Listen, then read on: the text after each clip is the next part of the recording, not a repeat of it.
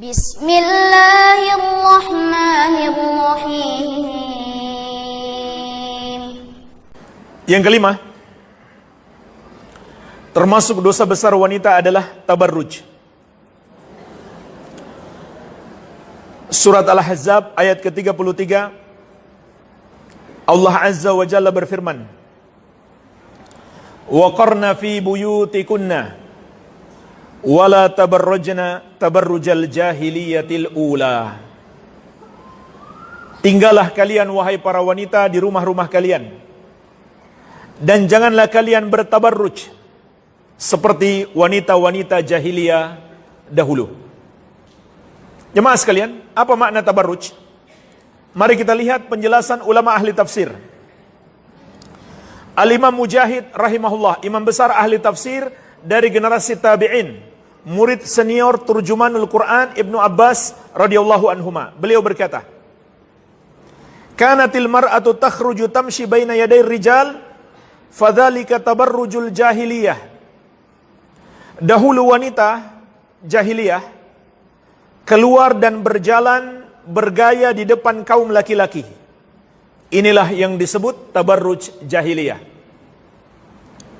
Al-Imam Qatadah, juga imam besar ahli tafsir dari generasi tabi'in, beliau berkata, "Wa kanat lahunna masyatun wa takassurun wa tagannuj fanahallahu an dzalik."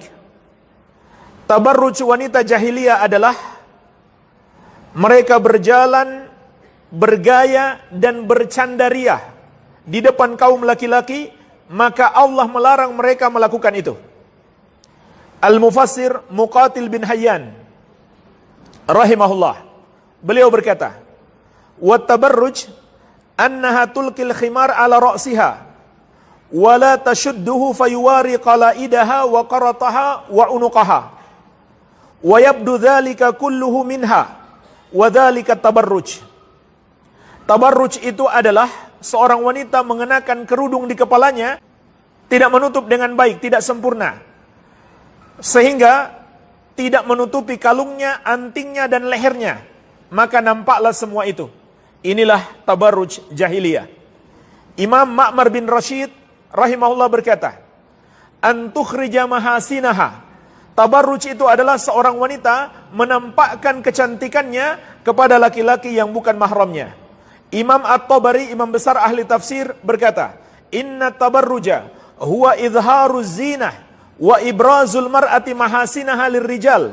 Kata beliau, sesungguhnya tabarruj itu adalah seorang wanita menampakkan perhiasannya dan menampilkan kecantikannya di hadapan kaum laki-laki yang bukan mahramnya. Syekh As-Sa'di rahimahullah dalam tafsir beliau, kata beliau, "La tukthirnal khuruj mutajammilat au mutatayyibat ka'adati ahlil jahiliyatil ula." Wahai para wanita, jangan banyak keluar dengan tampil cantik dan menggunakan parfum seperti kebiasaan wanita jahiliyah dahulu. Jemaah sekalian, inilah penjelasan para ulama ahli tafsir tentang makna tabarruj. Maka dari sini kita bisa memetik 10 kategori tabarruj. 10 kategori tabarruj. Yang pertama, larangan menampakkan kecantikan kepada laki-laki selain suaminya dan selain mahramnya, karena itu adalah tabarruj. Yang kedua, larangan bercampur baur dengan kaum laki-laki yang bukan mahramnya, bukan pula suaminya, apalagi sampai berdua-duaan. Yang ketiga, larangan bagi wanita bergaya di depan laki-laki.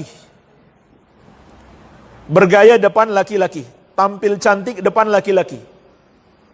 Makanya tidak boleh seorang wanita berprofesi yang dalam profesi itu dia harus bergaya, harus tampil cantik di depan kaum laki-laki.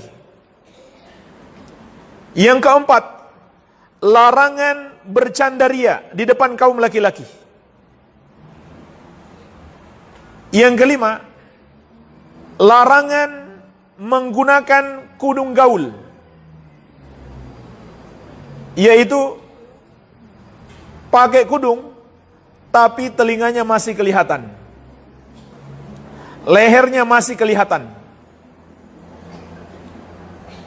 Yang keenam, larangan tampil cantik saat keluar rumah.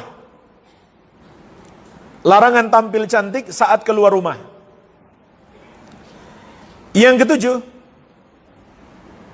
larangan menampakkan perhiasan ataupun kecantikan kepada laki-laki yang bukan suaminya atau bukan mahramnya.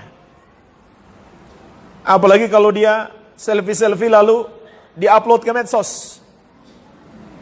Berapa mata lelaki yang melihatnya, tentu lebih besar lagi dosanya. Setiap satu laki-laki melihat kecantikannya, maka dia ikut menanggung dosa satu laki-laki tersebut. Maka bayangkan kalau 100 laki-laki, kalau 1000 laki-laki, kalau menjadi viral, dia mati pun dosanya masih mengalir. Karena Facebooknya masih ada, fotonya sudah tersebar, nggak mungkin ditarik lagi. Yang kedelapan,